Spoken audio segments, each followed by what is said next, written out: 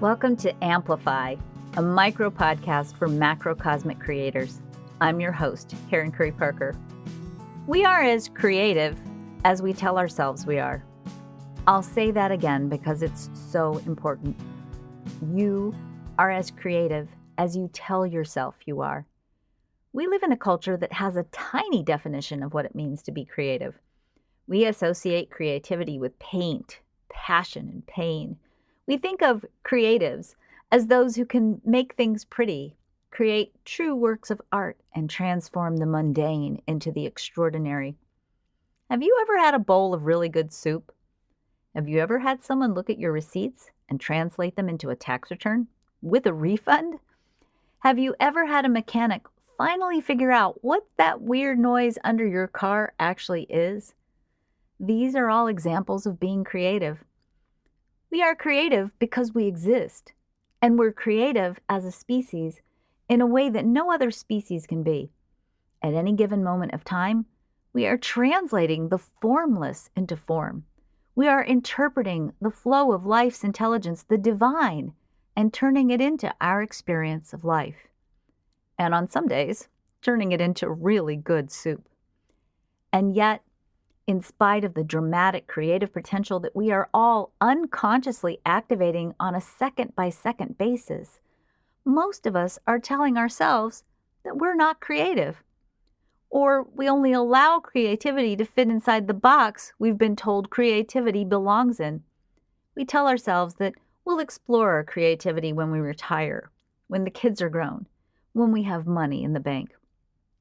We tell ourselves that we're not creative. We deny our creative contributions and label them as everyday instead of really understanding the cosmic genius we embody by virtue of our very existence. Instead of allowing ourselves the dramatic free flow of self-expression, we edit ourselves, sometimes to death, letting our dreams die inside of us.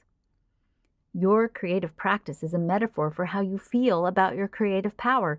It's the embodiment of the story you're telling yourself about your true creative capacity. If you don't have a creative practice, what is this saying about your belief about your creativity? This story lives in everything you do, every act you commit. You don't have to look far to discover where you might be creatively blocked. Here's a fun exercise. Pay attention to how you fix and eat dinner. Do you cook yourself a healthy meal? Or do you fix something quick, out of the box? Do you set a nice table for yourself? Or do you eat in the kitchen standing up? The way in which you eat dinner is a metaphor for the creative story you're telling yourself about your creativity. Are you valuing yourself enough to plan to prepare yourself a healthy and delicious meal? Do you allow yourself to receive the food you've prepared? Do you place yourself in an environment that is beautiful and sustaining? This week, I invite you to use your dinner experience as an exploratory metaphor for your relationship with your creative practice. What is the metaphor telling you? What would happen if you changed the way you eat and consciously acknowledged mealtime as a way of demonstrating self-love?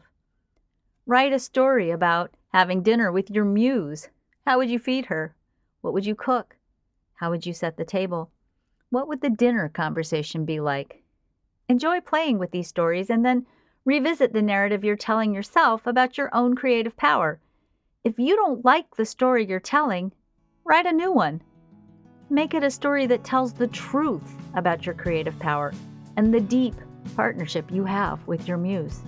After all, you did just have dinner with her. Here's to good dinners, great soup, and transformative stories.